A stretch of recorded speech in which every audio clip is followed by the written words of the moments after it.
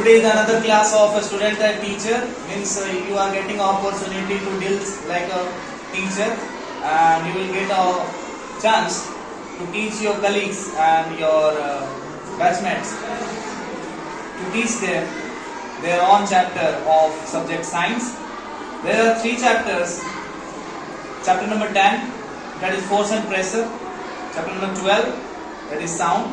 And last, chapter number 13, that is chemical effects of electric current. So there are 3 chapters. So one by one I will call you here, and you will teach that. So in this queue I would like to call women empowerment. First girl will come, Tanu Rai, and she will teach force and pressure. Force and pressure. Tanu, come. Have this.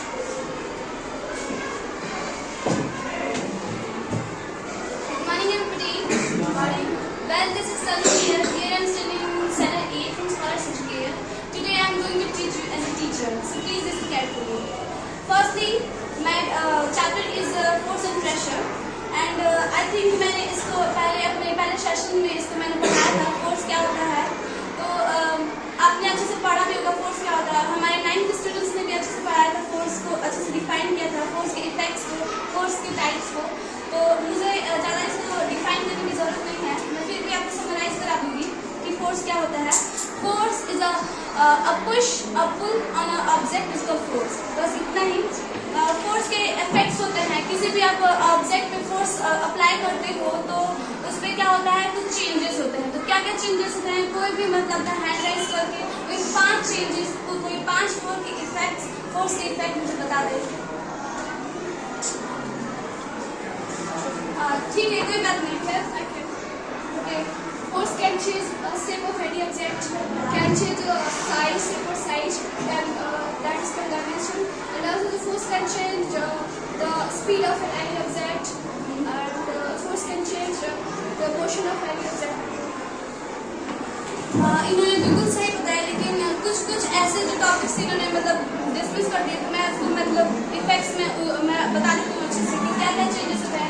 किसी भी body पे आप force apply करते हो तो या फिर वो रेस्ट में होता है तो मोशन में आ जाता है, मोशन में होता है तो रेस्ट में आ जाता है. उसके स्पीड में इंक्रीजमेंट होती है, डिक्रीजमेंट होती है. आप फोर्स अप्लाई करोगे तो या तो उसका डायरेक्शन चेंज हो जाएगा फोर्स अप्लाई करने से, और एक क्या होगा उसका साइज होगा या फिर उसका शेप जो होता है वो चेंज हो जाएगा. ये तो है इफेक्ट्स की बात है. फोर्स के टाइप्स कितने होते हैं. फोर्स के 2 टाइप्स होते हैं. कौन कौन से होते हैं, contact force and non contact force.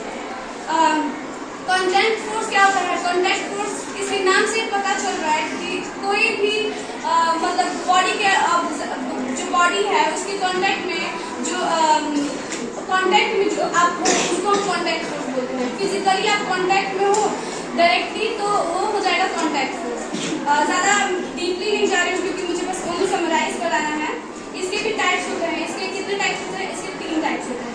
कौन कौन से. Muscular force, frictional force, mechanical force. Muscular force क्या होता है, वो फोर्स जिसमें जो हमारे मसल्स होते हैं वो एक्शन करते हैं, वो मस्कुलर फोर्स होता है.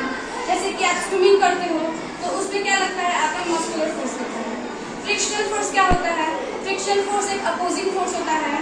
ये कब लगता है, ये 2 सरफेस के बीच में क्या दो सरफेस के बीच में एक अपोजिंग फोर्स जो होता है उसको फ्रिक्शनल फोर्स बोलते हैं. मैकेनिकल फोर्स जो मशीनों के थ्रू जो अप्लाई होता है उसको मैकेनिकल फोर्स कहते हैं. और अब बात कर लेते हैं नॉन कॉन्टैक्ट फोर्स के बारे में. नॉन कॉन्टैक्ट के भी 3 टाइप्स होते हैं. इसके कौन कौन से होते हैं. पहला तो मैग्नेटिक होता है, दूसरा इलेक्ट्रोस्टैटिक फोर्स और तीसरा ग्रेविटेशनल फोर्स. मैग्नेटिक फोर्स क्या होता है, मान लो कि 2 मैग्नेट्स के मैग्नेट नील्स में मैग्नेट नील्स है दोनों, तो क्या होगा जो इतने डिस्टेंस पे है तो फिर भी क्या होगा वो ये जो मैग्नेट, ये मान लो कि आयरन नील है और ये मैग्नेट है, तो जो मैग्नेट है वो क्या करेगा, आयरन नील पे क्या करेगा, अपना फोर्स अप्लाई करेगा और उसको अपनी तरफ अट्रैक्ट करेगा. लेकिन वो दिख नहीं रहा है, लेकिन वो क्या कर रहा है, वो मतलब नॉन कॉन्टैक्ट में नहीं है लेकिन फिर वो अपना फोर्स अप्लाई कर रहा है, जिसकी वजह से थोड़ी देर में क्या हो जाएगा, वो उससे आगे चिपक जाएगा. तो ये होता है मैग्नेटिक फोर्स. इलेक्ट्रोस्टैटिक फोर्स क्या होता है, ये जो फोर्स होता है ये 2 चार्जेस के बीच में लगता है. इंटरेक्शन होता है फोर्स का, तब ये फोर्स अप्लाई होता है। कैसे होता है? जैसे कि मान लो आपने देखा होगा, मतलब कोई एग्जाम्पल के आपने देखा होगा अपने बचपन में, ये आप करते होगे, खेलते होगे इसके साथ। आप कॉम लेके अपने हेयर पे रब करते होगे और फिर जो कागज के छोटे छोटे पीसेस होते हैं उस पर आप उसके ऊपर अपने दो चिपक जाते हैं। लेकिन ये क्यों होता है? क्योंकि वो जो रब करने से ना उसमें जो प्लास्टिक का जो कॉम होता है उसमें चार्जेस आ जाते हैं, जिसके कारण वो क्या होता है उसमें चिपक जाता है। या फिर आप ये भी कह सकते हो कि इसके अलावा कोई और एग्जाम्पल दीजिए। तो एक मान लो एक बलून है, उसको अपने हेयर पे रब करके आप चिपकाना चाहो तो दीवार पर चिपक जाता है। ये होता है दो चार्जेस के बीच में जो फोर्स करता है, ये जो होता है इलेक्ट्रोस्टैटिक फोर्स। इसको हम इलेक्ट्रोस्टैटिक फोर्स बोलते हैं। ग्रेविटेशनल फोर्स सबको पता हो तो ग्रेविटेशनल फोर्स क्या होता है? ये जो हमारी जो अर्थ होती है, अर्थ जो होती है वो अर्थ की सरफेस में जितने भी ऑब्जेक्ट होते हैं उसमें अपना क्या लगाती है? ग्रेविटेशनल फोर्स लगाती है। हम जैसे कि हम यहाँ पे खड़े हैं, क्यों हम खड़े हैं? क्योंकि ग्रेविटेशनल फोर्स है तभी हम खड़े हैं। अगर नहीं होता वो तो हम उड़ रहे हैं। क्यों नहीं उड़ रहे? क्यों नहीं? ये जो मार्कर है वो मेरे हाथ में, अगर मैं इसको अपने हाथ से रिलीज करूंगी तो ये जाके नीचे गिरेगा। क्यों नीचे गिरा? दीवार पर जाके चिपक सकता था, या फिर हवा में भी तो तैर सकता था, नहीं चिपका, नहीं तैरा। लेकिन क्यों नहीं तैरा? क्योंकि इसमें जो अर्थ है वो अपनी तरफ से नीचे एक क्या करती है, एक एट्रैक्टिव फोर्स लगा रही है, जिसके कारण जाके नीचे गिर जा रहा है। यही रही फोर्स की बातें। अब हम समझ लेते हैं प्रेशर। प्रेशर क्या होता है? प्रेशर का अगर हम छोटा सा शॉर्ट सा इसको डिफिनेशन इसको हम डिफाइन करने के लिए बोले तो ये होगा, pressure is the force applied per unit area. मतलब फोर्स के जब एक फोर्स पर यूनिट एरिया पे अप्लाई होता है तब क्या लगता है? तब प्रेशर एक्सर्ट होता है। तब प्रेशर एक्सर्ट होता है कैसे? या फिर प्रेशर कोई भी सिचुएशन होती है, कोई भी सिचुएशन होती है तो हमारे जो प्रेशर है, मतलब उसमें हमको प्रेशर फाइंड करना हो तो कैसे फाइंड करेंगे? कैसे? इसका एक फॉर्मूला होता है, pressure equals to force upon area. हमें मान लो कोई सिचुएशन है जिसमें फोर्स दिया हो, एरिया दिया हो, तो हमें प्रेशर फाइंड करना होता है तो हमको ऐसे, हम जैसे कि फोर्स दिया है हमारा 50 न्यूटन और एरिया दिया है हमारा 10 मीटर स्क्वायर। तो हम क्या करेंगे उसको, जैसे कि इस फॉर्मूले पे हम उसको पुट कर देंगे। कैसे? तो ये कैंसिल हो जाएगा, कितना आएगा? 5। हम लोग प्रेशर को हम पास्कल में उसको हम लोग मेजर करते हैं। इसी तरह अगर हमको प्रेशर निकालना होता है तो हम ऐसे कर सकते हैं। कि आप लोगों को अच्छे समझ में आएगा। कोई भी डाउट हो तो आप पूछ सकते हैं। किसी को डाउट है? Thank you so much.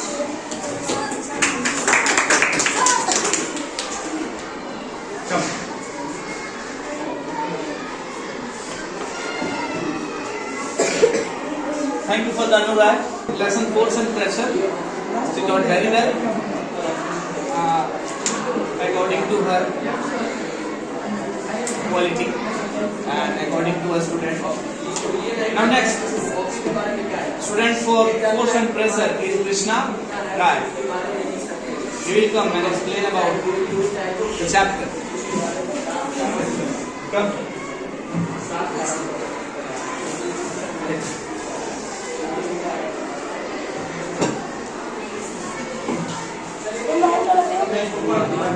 I'm Krishna Kumar. I'm in class 8. I'm teaching my classmates. The chapter name is the force and pressure. Force and pressure होता है हमारी force and pressure है। force होता है कि हम क्या, वो तो डेली लाइफ में जो भी काम करते हैं उसको किसी भी काम को करने के लिए जिस चीज़ की जरूरत पड़ती है वो होता है force। किसी काम को करते हैं उस पर किस चीज़ को एक्सर्ट करते हैं, force एक्सर्ट करते हैं। और प्रेशर फोर्स कितने एरिया में लग रहा है उसको हम प्रेशर कहते हैं। फोर्स को कितने एरिया में लगा रहा है उसको हम प्रेशर कहते हैं। इसमें हम पढ़ेंगे फोर्स, टाइप्स ऑफ फोर्स और प्रेशर इफेक्ट ऑफ फोर्स, इसके बारे में सब लोग पढ़ेंगे। तो फर्स्ट है force is a push and pull acting on object able to produce visual change in speed, direction or slip of an object। Force से क्या होता है? फोर्स होता है पुश एंड पुल, किसी चीज को खींचना या फिर धक्का देना फोर्स होता है। और फोर्स क्या कर सकता है, जिसके क्या मतलब वो कैपेबल है कि वो कर सकता है, क्या कर सकता है फोर्स, चेंज इन स्पीड में चेंज कर सकता है, और डायरेक्शन चेंज कर सकता है, शेप एंड साइज चेंज कर सकता है। फोर्स ये सब फोर्स से ये सब काम कर सकते हैं।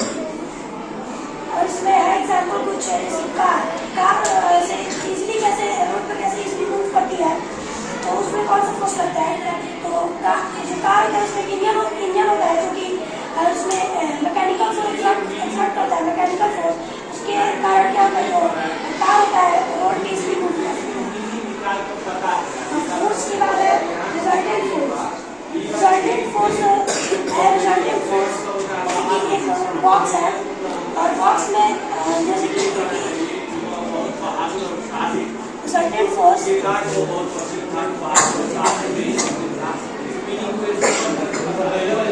बॉक्स है, इस बॉक्स को कोई इधर से पुश कर रहा है और कोई इधर से पुश कर रहा है, तो जैसे कि इन दोनों का फोर्स मिलाकर जो टोटल फोर्स लगेगा वही रिजल्टेंट फोर्स। जैसे इधर से फोर्स लग रहा है 15 न्यूटन और इधर से फोर्स लग रहा है 16 न्यूटन, तो इन दोनों का टोटल फोर्स हो जाएगा 110 न्यूटन। इन दोनों को मिलाकर जितना फोर्स लगेगा वही रिजल्टेंट फोर्स होगा। टोटल फोर्स किसी भी ऑब्जेक्ट पर जितना टोटल फोर्स लगता है उसी को रिजल्टेंट फोर्स होता है।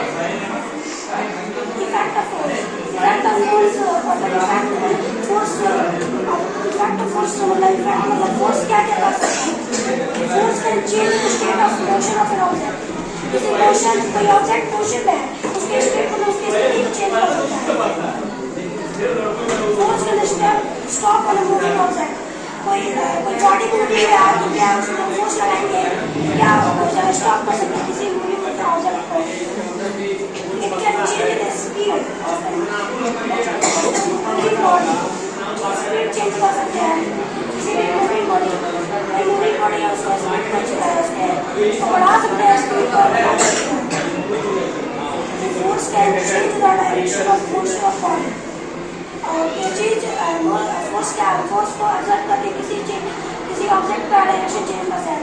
जैसे कि कोई फुटबॉल पास कर रहा है, जिसको फुटबॉल इधर से आ रहा है, अगर हमने उसको फोर्स किया तो हमारा जो पैर से उस पर मस्कुलर फोर्स लगाएंगे और क्या होगा, जब उसका जो बॉल क्या होगा डायरेक्शन चेंज हो जाएगा। बॉल जो इधर से आता है इधर चला जाएगा, उसका डायरेक्शन चेंज हो जाएगा। Force can change the shape of an object. जैसे कि स्प्रिंग को जैसे कि छोटा होता है, उसको फोर्स लगाएंगे और इसको स्ट्रेच करेंगे तो क्या होगा, जो स्ट्रेच करेंगे तो उसका शेप और साइज जो होगा बड़ा हो जाएगा। फिर इसको छोड़ देंगे तो क्या होगा, फिर वो छोटा हो जाएगा। इससे फोर्स को एक्सर्ट करके हम किसी ऑब्जेक्ट को क्या कर सकते हैं, उसका शेप को घटाया बढ़ा सकते हैं। Type of force two types होते हैं। एक होता है कॉन्टैक्ट फोर्स, एक होता है non contact force. Contact force जो दो ऑब्जेक्ट के बीच में फिजिकल कॉन्टैक्ट है, जो फिजिकली कॉन्टैक्ट फोर्स है, कॉन्टैक्ट फोर्स। नॉन कॉन्टैक्ट जो कि फिजिकली कॉन्टैक्ट है, कॉन्टैक्ट फोर्स में आ जाएगा। जैसे कि कॉन्टैक्ट फोर्स में कॉन्टैक्ट फोर्स के भी 3 टाइप्स होते हैं। First muscular force, frictional force और मैकेनिकल फोर्स। मस्कुलर फोर्स जो कि हम अपने बॉडी के मसल से लगाते हैं, तरीके से ऑब्जेक्ट को उठाते हैं तो इस चीज में कौन सा फोर्स लगता है, मस्कुलर फोर्स लगता है। हमारे हाथ में जो मसल है उसका फोर्स लगता है, उसके कारण किसी भी चीज को उठा सकते हैं, उसमें मस्कुलर फोर्स लगता है। फ्रिक्शनल फोर्स होता है जो कि टू सरफेस के बीच में होता है, टू सरफेस के बीच में जो ऑपोजिट फोर्स लगता है उसको फ्रिक्शनल फोर्स लगता है। मैकेनिकल फोर्स अभी एग्जाम्पल में कि कार कैसे मूव करती है, उसमें मैकेनिकल फोर्स लगता है, उसके इंजन होता है वो एक्सर्ट करता है मैकेनिकल फोर्स, उसके कारण जो क्या कार इजीली मूव करती है। Mechanical force applied by machine के द्वारा जो फोर्स लगाया जाता है, मशीन जो फोर्स लगाते हैं उसी को मैकेनिकल फोर्स कहते हैं। हमें नॉन कॉन्टैक्ट फोर्स में भी 3 टाइप्स होते हैं। फर्स्ट है magnetic force, second electrostatic force और थर्ड है ग्रेविटेशनल फोर्स। फर्स्ट है मैग्नेटिक फोर्स होता है जैसे कि 2 मैग्नेट्स उसको इस पे जो फोर्स लगता है उसी को मैग्नेटिक फोर्स कहते हैं। और फिर एक कॉइल ले लीजिए या फिर सिक्का, और क्या कीजिए कि एक जैसे कि बेस के इधर एक लगा लीजिए वो मैग्नेट, और इधर कॉइल लगाएंगे तो अब उन दोनों के बीच में कोई कॉन्टेक्ट नहीं होगा। फिर भी जब आप उस जो मैग्नेट को मूव करेंगे तो जो कॉइल है अपने आप मूव करेगा। तो वो भी इसका एग्जाम्पल हो गया, क्योंकि मैग्नेटिक फोर्स में कोई कॉन्टेक्ट नहीं है, फिर भी क्या कर रहे हैं अपने मैग्नेट अपने पावर से उसके जो आयरन जो कॉइल है उसको अट्रैक्ट करके और उसको अपने साइड से जो जब मैग्नेट मूव करेगा तो वो भी आसानी से मूव करेगा। सेकंड है electrostatic force. Electrostatic force the force can interact between two charges contact, two charge body के बीच में जो फोर्स लगता है उसी को हम इलेक्ट्रोस्टैटिक फोर्स कहते हैं। ग्रेविटेशनल फोर्स जो हमारा अर्थ है वो भी एक फोर्स लगाता है जिसका ग्रेविटी बोलते हैं, वो ग्रेविटेशनल फोर्स लगाता है। कोई भी चीज जो अर्थ पे आसानी से खड़ा है या फिर बैठा है, कुछ भी कर रहा है तो उसके सिक्के कारण ग्रेविटेशनल फोर्स। हम किसी बॉल को हवा में फेंकते हैं तो फिर वो नीचे आके गिरता है, क्योंकि वो जो ग्रेविटी होते हैं उसको अपने नीचे की तरफ खींचता है, और इसके कारण बॉल अपने आप ही नीचे आके गिर जाता है, वो हवा में नहीं जाता।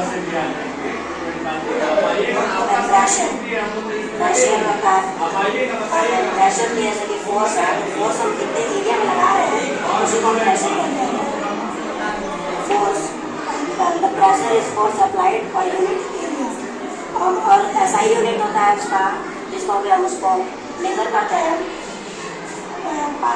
प्रेशर को उसका पास्कल से मेजर करते हैं।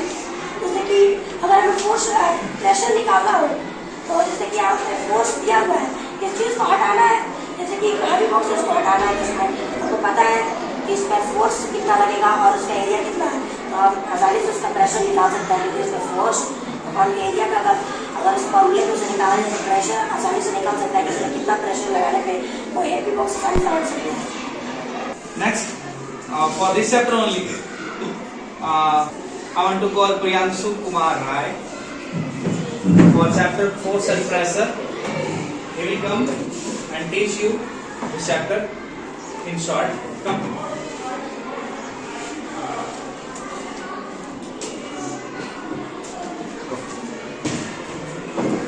Good morning to all of you.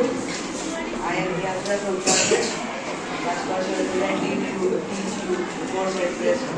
First I teach you what is force. Force is a push or pull which is able to produce a visible change in speed, direction of or shape of an object. Force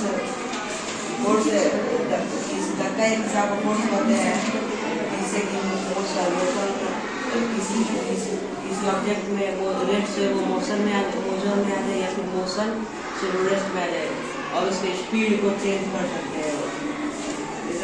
next है हमारा resultant force.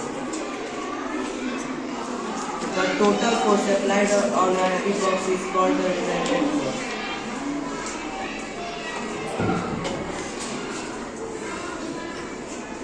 मान लीजिए एक box है, इस बार दोनों तरफ से फोर्स एक्सर्ट हो रहा है। एक तरफ से फोर्स एक्सर्ट हो रहा है 60 न्यूटन का, एक तरफ से हो रहा है 50 न्यूटन। इधर से पुश कर रहा है और इधर से पुल कर रहा है, तो दोनों का जो रिजल्टेंट फोर्स होगा 110 न्यूटन का होगा। नेक्स्ट हमारा इफेक्ट ऑफ फोर्स। फोर्स के इफेक्ट कौन कौन से हैं? Force can change the state of motion and stop a moving object. It can change speed of an object, of moving object. Force motion object को state को change कर सकता है और ये मूविंग ऑब्जेक्ट को रोक सकता है और मूविंग ऑब्जेक्ट की स्पीड में भी चेंज ला सकता है। It can change the direction of motion of a body, और ये बॉडी के मोशन को डायरेक्शन को चेंज कर सकता है। जैसे हम लोग क्रिकेट में देखते हैं बैट्समैन बॉल की गति को चेंज करता है और वो अपने बैट से मारकर उसकी डायरेक्शन को बदल सकता है, वो अपने मन चाहे डायरेक्शन पर। फोर्स के stage the same of an object as in the case of a stretched and compressed string, or it changes the shape of cork can be by compressing it. Next, our type of force, contact force. दो type के force होते हैं, first है contact और second non contact. Contact force हम उस force को कहते हैं जिसे हम छू कर लगाते हैं, जिसे हम कॉन्टैक्ट फोर्स कहते हैं, और नॉन कॉन्टैक्ट फोर्स जिसे बिना छुए लगाते हैं। और कॉन्टैक्ट और नॉन कॉन्टैक्ट के भी टाइप्स होते हैं, तो देखते हैं। कॉन्टैक्ट फोर्स के 3 टाइप होते हैं, मस्कुलर फोर्स, फ्रिक्शनल फोर्स और mechanical force. Muscular force, the force exerted by the muscles of the body is called muscular force. It is applied to lift an object. जब हम ये apply होता है जब हम किसी चीज को उठाते हैं या फिर स्ट्रिंग करते हैं या फिर हैवी बॉक्स को उठाते हैं, तब ये अप्लाई होता है। सेकेंड है फ्रिक्शनल फोर्स,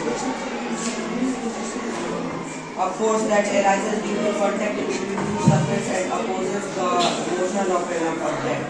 ये दो सरफेस के बीच जो फोर्स लगता है उसे हम फ्रिक्शनल फोर्स कहते हैं। For example, when you stop pedalling a bicycle, it stops after moving some distance. A ball rolled on the ground stops after a short distance. जब हम एक बॉल को ग्राउंड पे रोल करेंगे तो वो अपने आप ही रुक जाता है, यह फ्रिक्शनल के चलते होता है।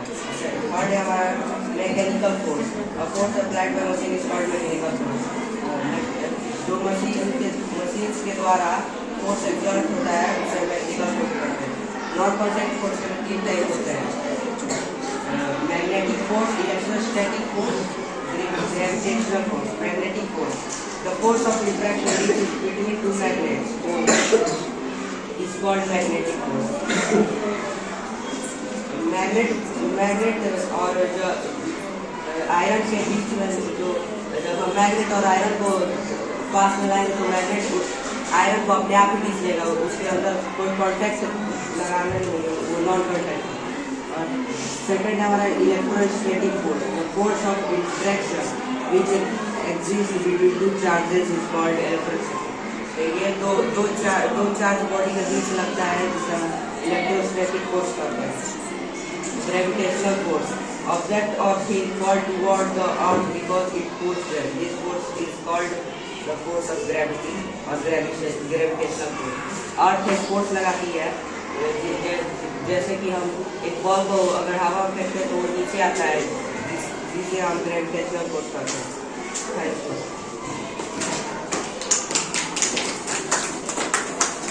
Chapter will change. Now it is the chapter named sound. Everybody know what is sound?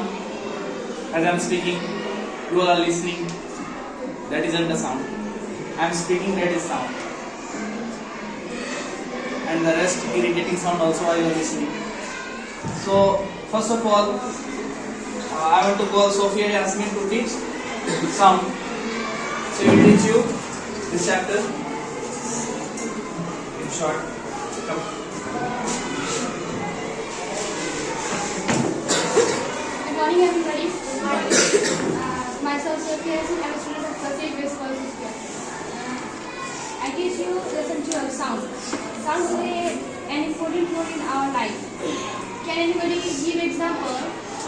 कोई एक्सप्लेन कर सकता है कि साउंड कैसे हमारे जीवन में इम्पोर्टेंट रोल करती है? कैसे example? It helps us. It gives us a medium to communicate with each other and understand their feelings, what they are saying, and do something like. You get to know about many things happen around you through sound. For example, when you're hearing the knocking of the door, you came to know that someone is that. जब हम घर के अंदर होते हैं और बाहर से कोई नॉक करता है तो हम जाते हैं देखने के लिए कि मतलब उधर कोई आया है। और second, by hearing the voice of a person, you can guess whether you know that person or not. मतलब जैसे विंडो के बाहर से है और आवाज देता है, आप उसकी आवाज सुन के पहचान सकते हैं, जान सकते हैं कि आप उस पर्सन को जानते हैं या नहीं।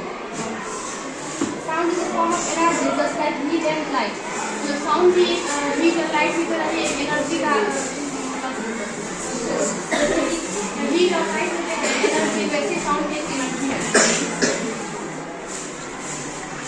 We interact and communicate with each other by producing sound. मतलब हम एक दूसरे से बात करते हैं तो प्रोड्यूस साउंड, मतलब जैसे बर्ड्स होते हैं, इंसेक्ट्स होते हैं, वो भी ह्यूमंस की तरह साउंड प्रोड्यूस कर सकते हैं और एक दूसरे की बातों को समझ सकते हैं। We also hear the variations of sounds like moving records, television machines, mechanical instruments and so on. जैसे कि जो म्यूजिकल इंस्ट्रूमेंट्स होते हैं वो भी साउंड वाइब्रेशन करते हैं, जिसके थ्रू हमें पता चलता है कि जो साउंड होती है उससे पता चलता है कि वो प्लीजेंट है या फिर अनप्लीजेंट है।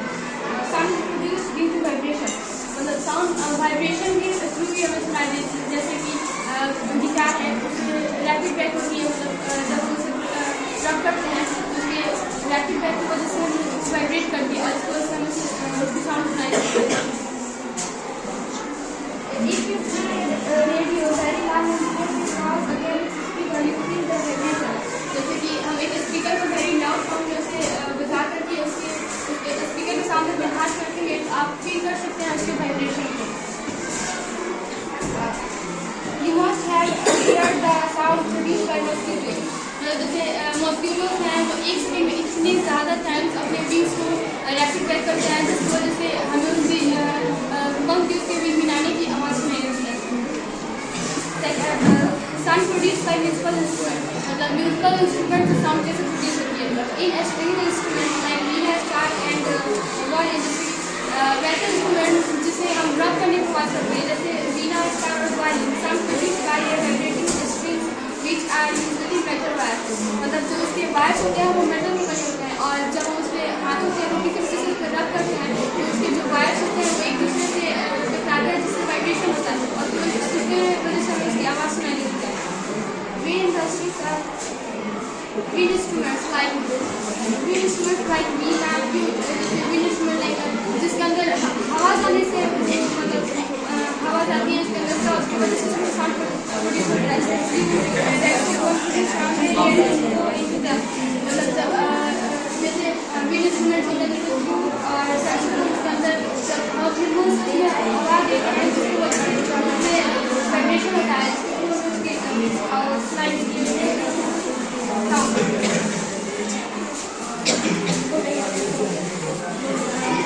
My last topic is amplitude, frequency and time duration.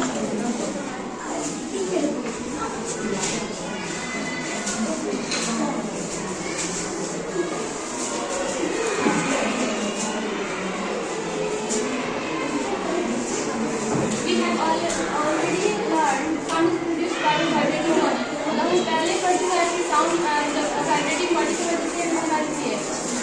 तो इसके साउंड में 3 कैरेक्टरिस्टिक होते हैं, फ्रीक्वेंसी, एम्पलीट्यूड और time period.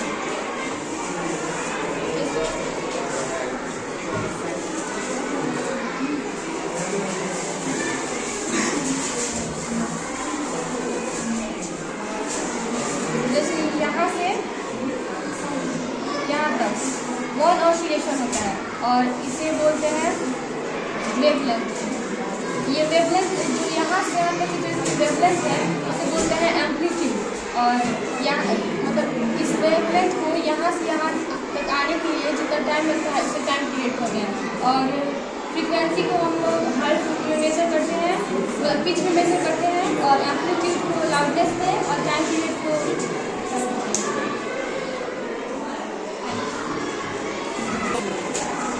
Next, I want to call Neeraj Yadav. He will come and explain the remaining parts of sound.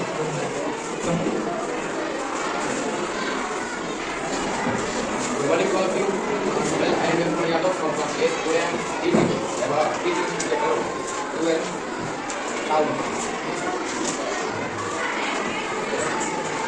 sound.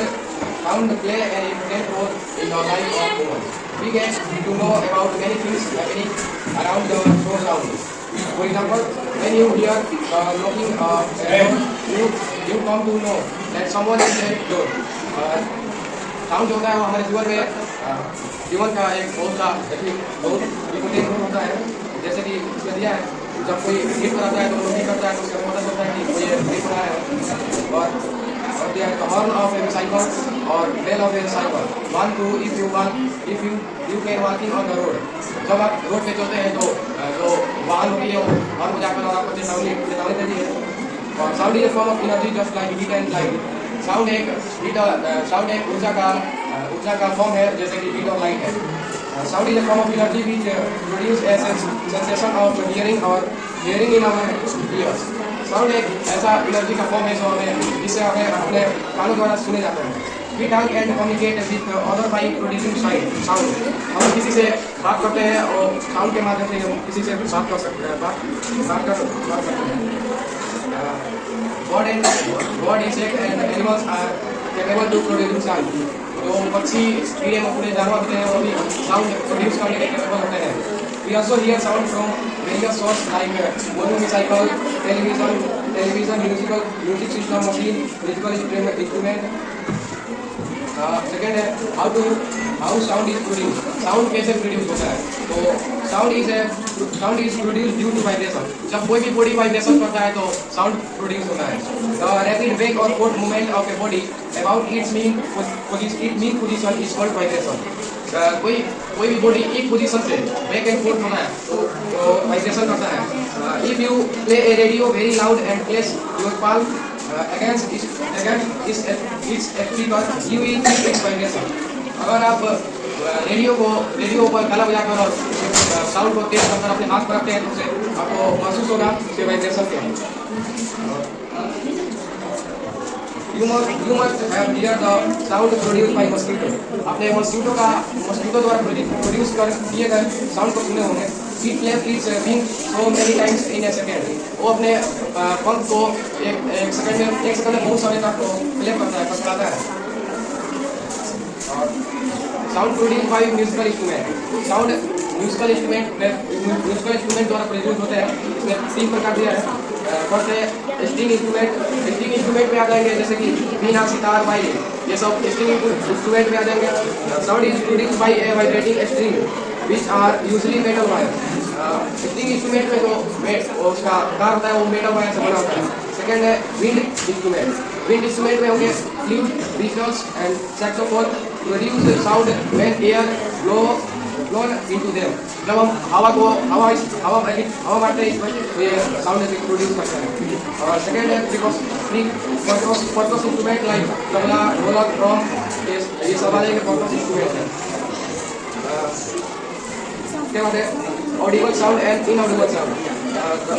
All bodies that vibrate produce sound, but we can't hear all out. Our ear are sensitive only to certain range of frequency. The sound that can be heard by human are called audible. ऐसे sound जो human के द्वारा सुने जा सके उसे हम Audible sound कहते हैं। Audible range of sound for human being to from 20 Hz to 20 kHz. Human जो होते हैं वो 20 Hz से और 20 kHz के बीच में जो आवाज़ कहते हैं उसी को सुन पाते हैं। Sound of frequency less than 20 Hz and higher than 20,000 Hz are not audible. To human ear are called inaudible sound. Sound जो ह्यूमन होते हैं उनके 20 Hz और 20 Hz से ज़्यादा 20,000 Hz से ज़्यादा जो साउंड का कैपेबल होता है वो उनको नहीं सुन पाते हैं, उन्हें इनऑडिबल साउंड कहते हैं। That's all. Next student is Riddhi Prajapati, and then after Dinesh will come, and the last will be the term for Harshit. He will come and teach chemical effect of electric current. But before Harshit, there is one more student. Her name is Arpita, and she will come and teach sound after Dinesh. Okay? Means now just Riddhi will come, and then after Dinesh, then Arpita, and then at last Harshit. Okay? Riddhi, come.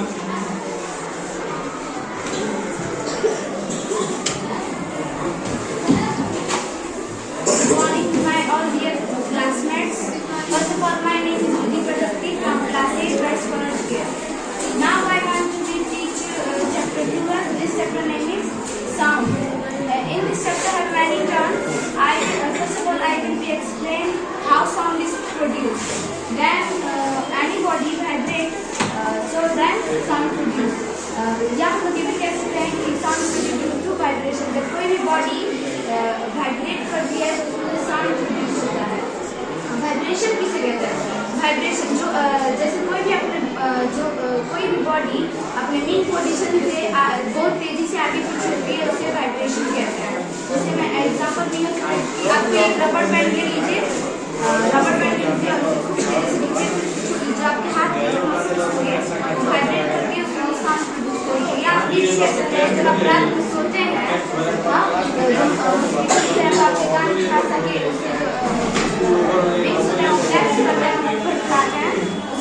sound produced होता है. Sound produced in musical instrument. Sound musical instrument produced होता है. जैसे वीणा की जो magnetic wires होते हैं जब प्लग करते हैं तो उसमें से भी साउंड प्रोड्यूस होता है. Sound needs a medium to travel. Sound को ट्रैवल करने के लिए एक मीडियम की जरूरत होती है. वो उसका मीडियम रहता है एयर. अगर एयर रहेगा तो उसमें जो साउंड स्पीकर से वो ट्रैवल करके हमारे कानों तक सुनाई देता है. साउंड वुमेन से प्रोड्यूस होता है. जो वुमेन्स में कैसे जो वुमेन्स की जो नेक में वॉइस बॉक्स होता है उसमें लैरिंक्स की दो हड्डी रहते हैं जो एक में टकरा के उसमें से साउंड प्रोड्यूस होता है.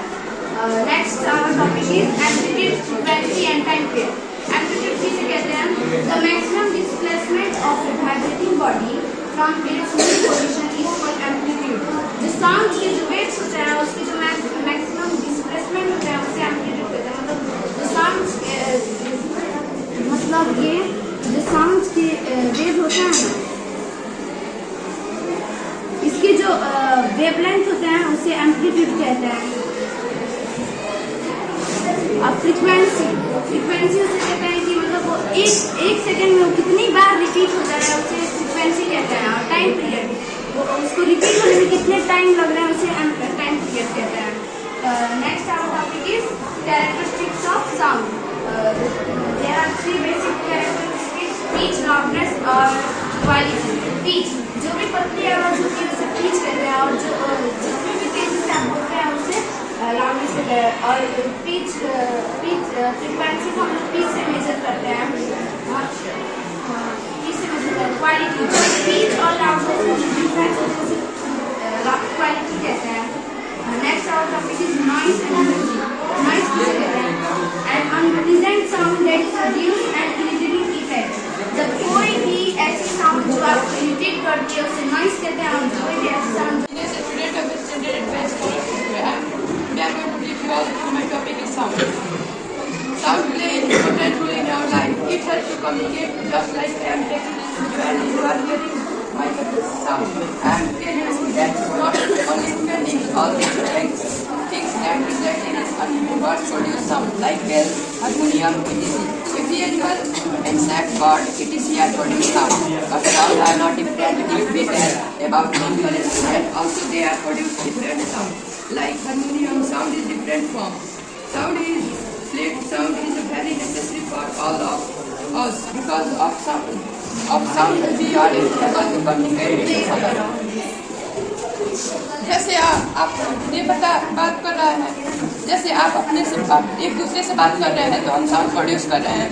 आप मेरे साउंड को सुन रहे हैं, वो साउंड प्रोड्यूस कर रहे हैं. मैं बता दूं कि सिर्फ इंसान ही नहीं बल्कि सारे जानवर साउंड प्रोड्यूस करते हैं.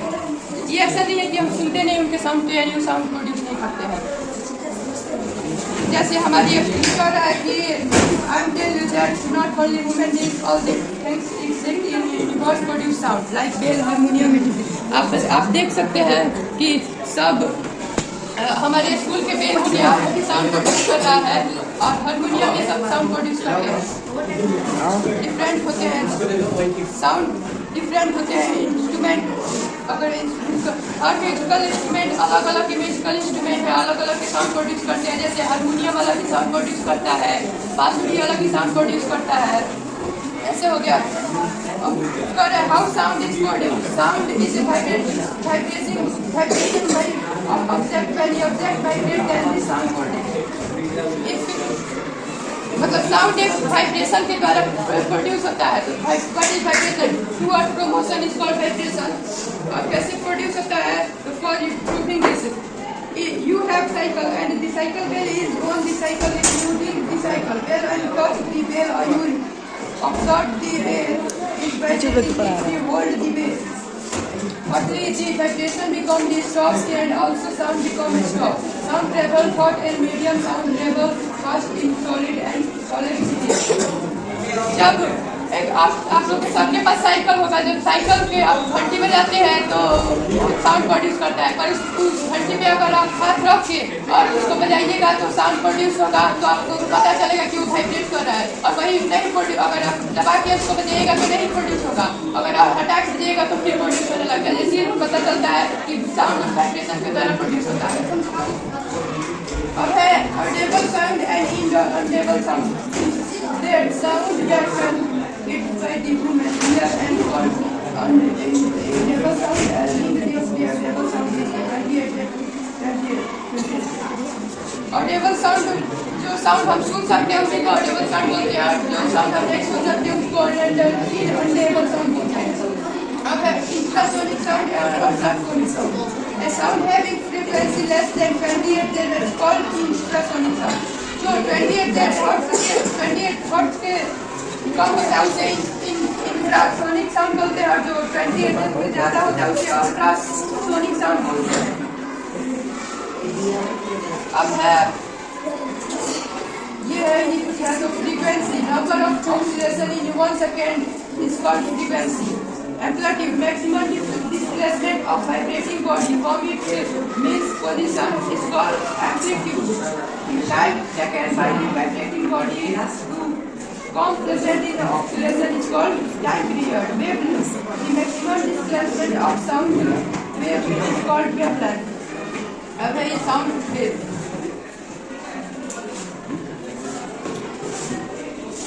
ये amplitude है लाइन ये normal sound और ये वेवलेंथ ऑफ ऑसिलेशन है ठीक है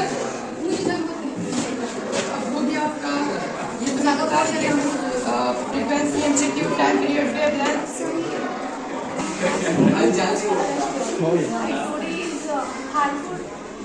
effects noise pollution. Noise pollution can lead to many health hazards. Loud music during night time stops or sleep. जैसे कि आप लोग रात में पार्टी वार्टी होता है तो बहुत कोई सोता है और आप लोग बहुत ज़्यादा तेज गाते हैं तो उससे भी मतलब किसी को मतलब तो उससे मतलब किसी को प्रॉब्लम हो सकता है इसलिए आप लोग मतलब ज़्यादा तेज साउंड में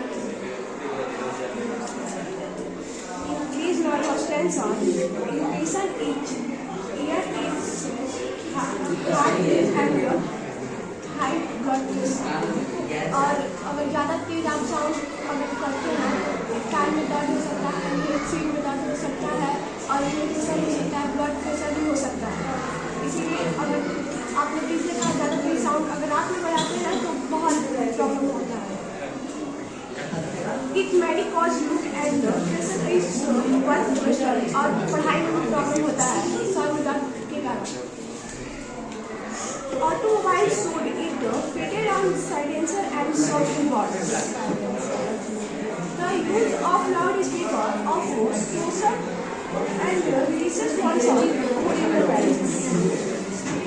Planning more trends including books and harness space or visual ones. Thank you.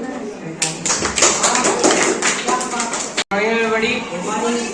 Well, my name is Nushit Tiwari. I am from standard 8 and today I am going to teach you the lesson number 13 that is from the science book of class 8 and here I will discuss that what are the chemical effects of electric current and we will also see all the topics that are covered in this chapter and I will also ask some questions to make this class interactive and more fun to experience. So here I have some key points that I am going to discuss for and now here I would like to discuss about this chapter first. What is this chapter for?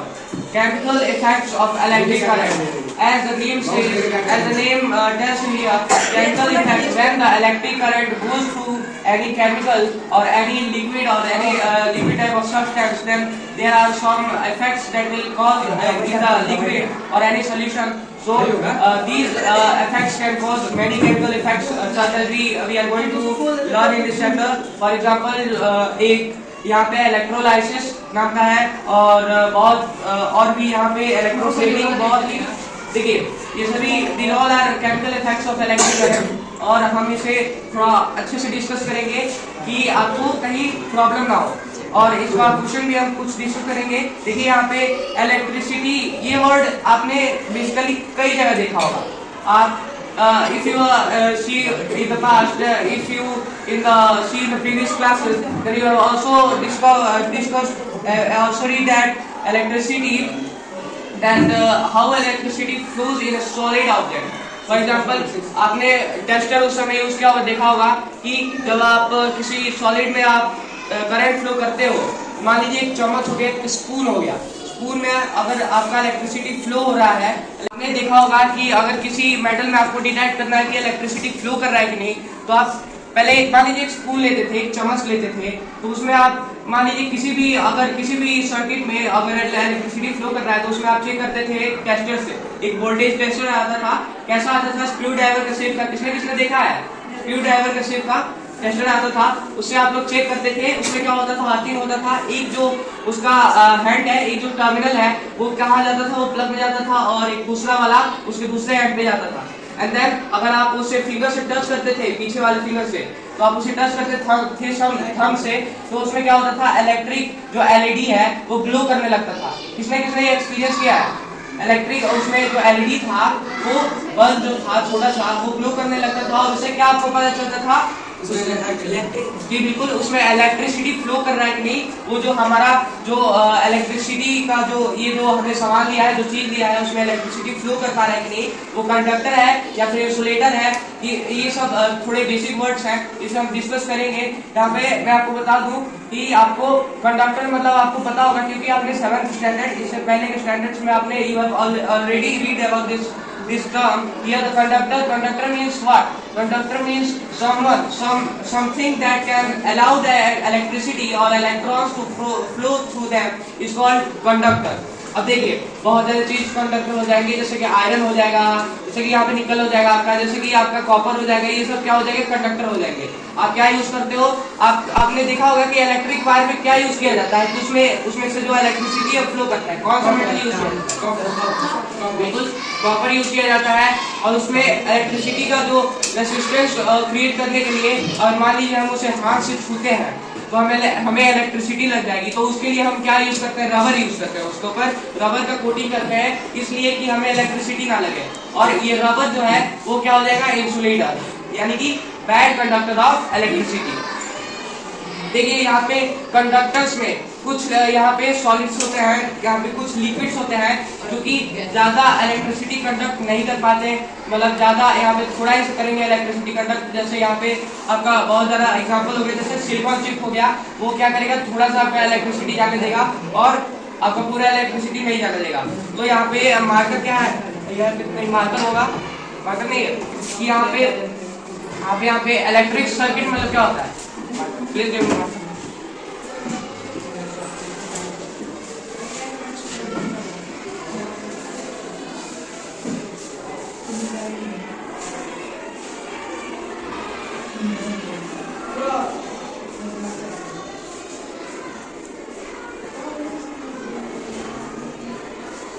This is any solution, you can call it normally यहाँ पे आप इसे water कर सकते हो। यहाँ पे मान लीजिए आपका एक बल्ब है,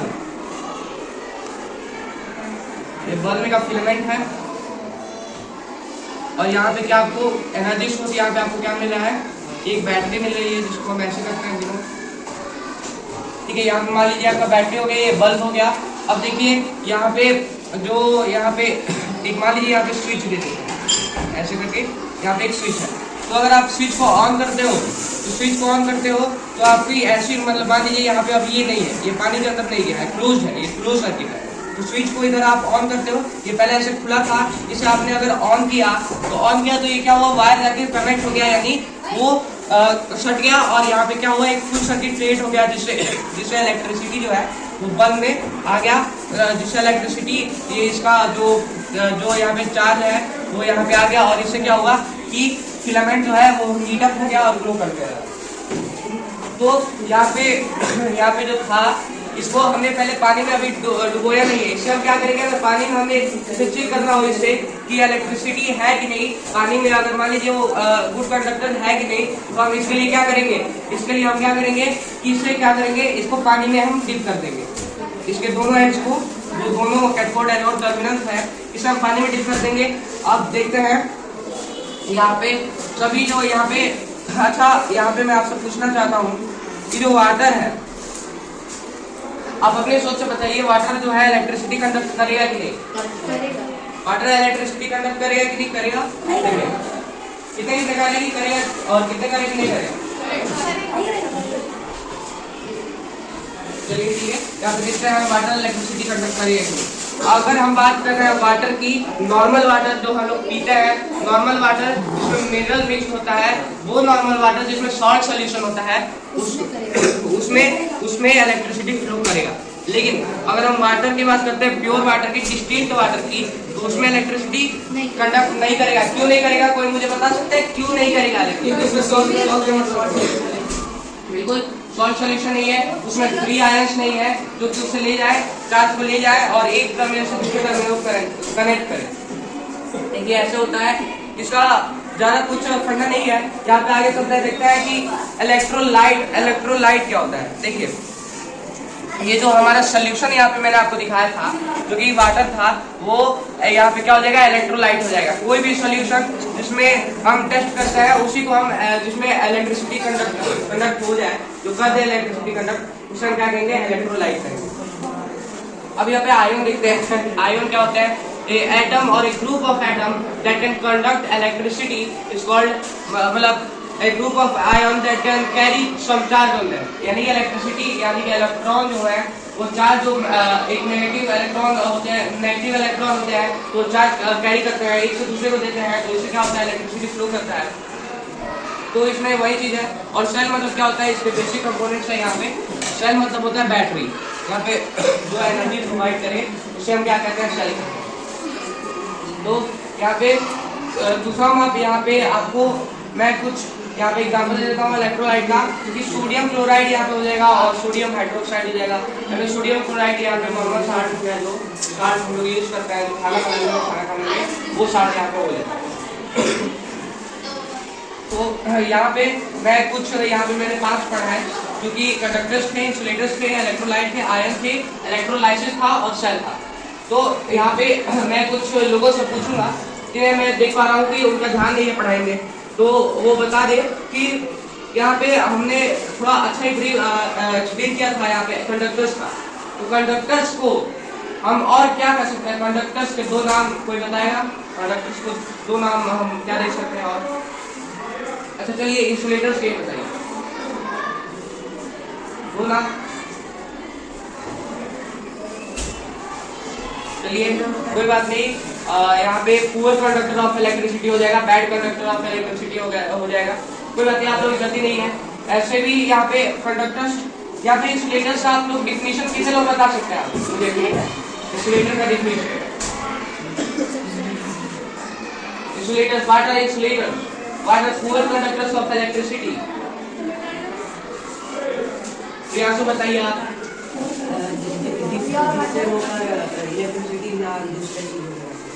बिल्कुल, जिससे जो इलेक्ट्रिसिटी को अपने से पास होने दे उसे हम क्या कहेंगे, कंडक्टर्स कहेंगे। जो भी थिंग है, जो भी मटेरियल है, वो अपने आप से इलेक्ट्रिसिटी को पास होने दे उसे हम क्या कहेंगे, कंडक्टर कहेंगे। यहाँ पे कंडक्टिविटी ऑफ लिक्विड, यहाँ पे जो बातें हैं वो मैंने आपको ब्रीफली समझा दिया है। अब मैं नहीं चाहता हूँ कि आपका ज़्यादा टाइम वेस्ट हो, इसीलिए यहाँ पे जल्दी जल्दी कर देते हैं। समझ, एलईडी क्यों यूज होता है? एलईडी का फुल फॉर्म होता है लाइट इमिटिंग डायोड।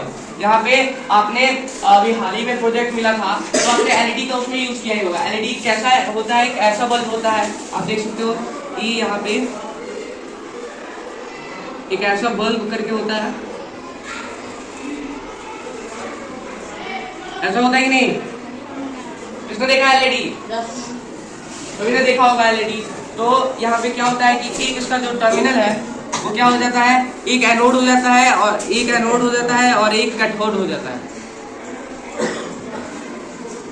अब एनोड कैथोड का मतलब हम लोग समझेंगे जल्दी। एनोड कैथोड पे अभी नहीं आते हैं क्योंकि हमें इलेक्ट्रोलाइसिस का भी डिस्कशन करना है। तो इलेक्ट्रोलाइसिस क्या होता है? Electrolysis is the process of decomposition of a chemical compound in A solution when an electric current passes through it. तो इसी को हम इलेक्ट्रोलाइसिस कहते हैं। देखिए, अगर मान लीजिए हम क्या करते हैं कि पानी में क्या करते हैं, NaCl डाल देते हैं। NaCl का फुल फॉर्म कौन बताएगा? Sodium chloride.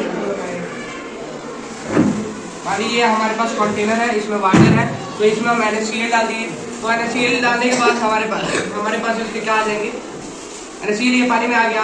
अगर हम इसमें इलेक्ट्रिसिटी फ्लो करते हैं तो NaCl किसमें, दो भागों में हो जाएगा।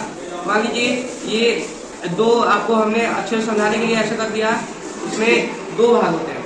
तो एक क्या हो जाएगा, स्प्लिट हो जाएगा, दोनों स्प्लिट हो जाएंगे इलेक्ट्रिसिटी फ्लो कराने से। तो ये क्या हो जाएगा, एक भाग हो जाएगा Na, तो एक हो जाएगा Cl माइनस और इसका प्लस। ये Na जो है इसका नेगेटिव आयन हो जाएगा और क्लोरीन जो है, क्लोराइड जो है उसका नेगेटिव आयन हो जाएगा।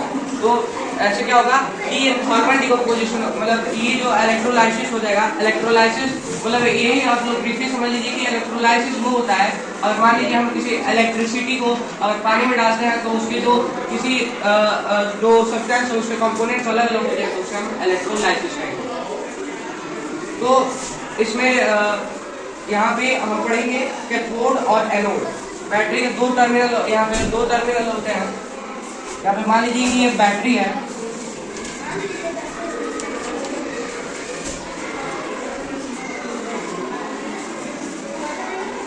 तो इसके जो दो टर्मिनल होते हैं वो यहाँ पे मान लेते हैं कि ये जो हो जाएगा ये प्लस वाला हो जाएगा।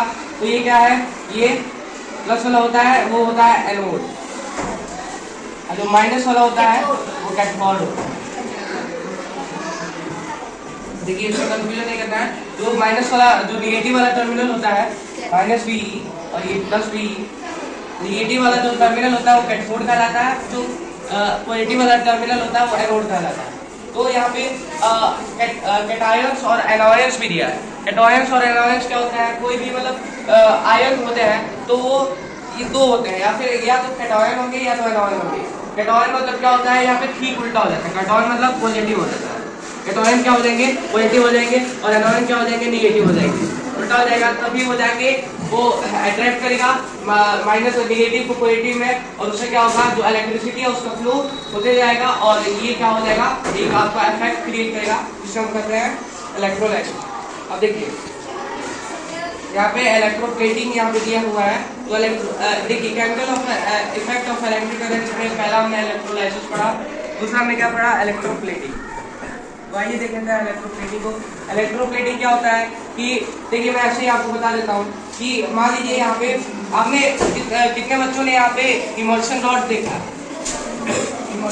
इमर्शन रॉड, अरे वही जिससे आप पानी गर्म करते हो डेली, वो वाला जिससे आप पानी गर्म करके नहाते हो, उसको हम कहते हैं इमर्शन रॉड, जो कि आप प्लग कर देते हो और उसका जो हैंड होता है दोनों, उसमें क्या होता है, कभी कभी आपने देखा होगा कि अगर आप ज़्यादा देर तक उसे रख दो, ज़्यादा देर तक रखने के बाद उसमें जो वाइट सब्सटेंस होता है वो वहाँ पे जम जाता है, आके उस पर चिपक जाता है, उसका कोटिंग हो जाता है। तो इसे ये किस वजह से होता है, ये होता है इलेक्ट्रोप्लेटिंग की वजह से।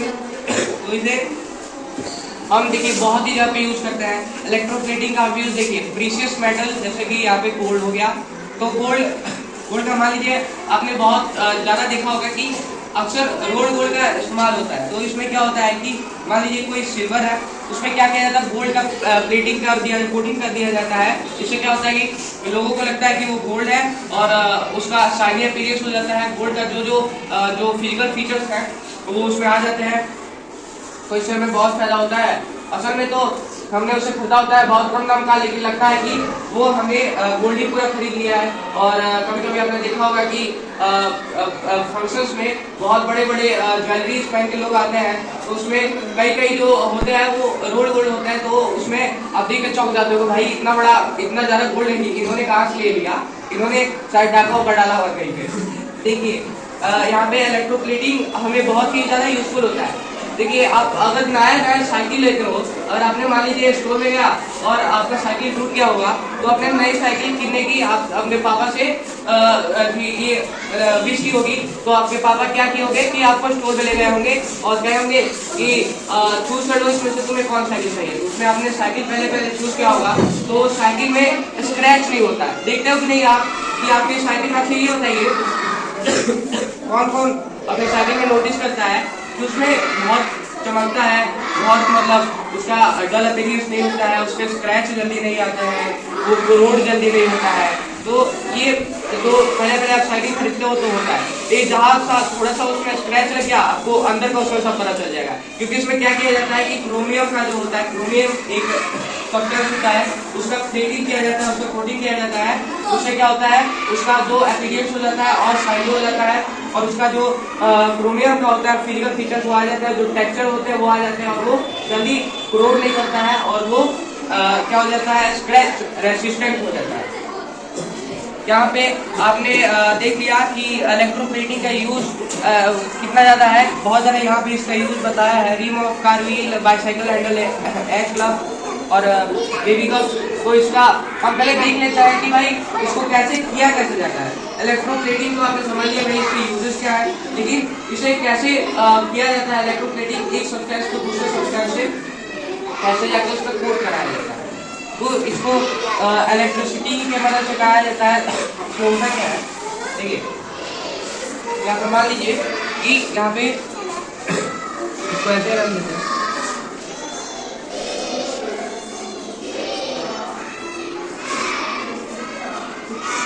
यहाँ पे दो रॉड होते हैं, एक होता है एनोड, एक होता है कैथोड। तो उसमें क्या होता है कि आपको दो मेटल ले लेते हो आप, इसका मान लीजिए आपको किसी चीज का यहाँ पे आपको ई का, देखिए मान लीजिए यहाँ पे ए है और मेटल यहाँ पे बी है। इसका आपको क्या फायदा है, ये शाइनी अपीयरेंस है, ये क्या है रिंकल मतलब ये स्क्रैच, ये क्या है डल अपीयरेंस इसका नहीं है, और ये क्रोड नहीं करता है,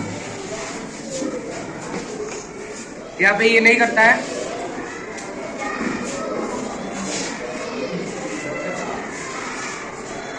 यहाँ पे क्रोड नहीं करता है। और ये बी का है कि ये बहुत हार्ड होता है, ये इजीली अवेलेबल होता है, और यहाँ पे क्या होता है कि ये मतलब इतना ही होता है मान लीजिए। तो ये क्या आपको इसका जो आपको प्रॉपर्टी है वो इस पे चाहिए, तो इसको आप क्या करा दोगे, इलेक्ट्रिक प्लेटिंग करा दोगे। यहाँ पे आप रख दोगे उस मेटल को और यहाँ पे रख दोगे उस मेटल को, और यहाँ पे जो यहाँ पे सॉल्यूशन होगा वो इसी मेटल का होना चाहिए, तभी यहाँ पे इलेक्ट्रिक इफेक्ट होगा, जो कि इलेक्ट्रोप्लेटिंग यहाँ पे देखा जाएगा। यहाँ पे आपको अब मैं कीवर्ड्स यहाँ पे समराइज करा देता हूँ कि देखिए कैटायन क्या होता है, पॉजिटिवली चार्ज आयन होते हैं, एनायन क्या होते हैं, नेगेटिवली चार्ज आयन होते हैं, एनोड क्या होते हैं। तो ठीक है, सब मैंने आपको पढ़ा दिया है, लेकिन आपको मैं एक बार फिर से आपको दोहरा देता हूँ कि आपको और अच्छे से क्लियर हो जाए कि एनोड क्या होता है। The electrode connected to terminal of the battery, और कैथोड क्या होता है, the electrode connected to negative terminal of the battery. और यहाँ पे अब यहाँ पे कोई मुझे यहाँ पे बताएगा कि जो कैथोड होता है वो कैथोड क्या होता है, अभी मैंने पढ़ा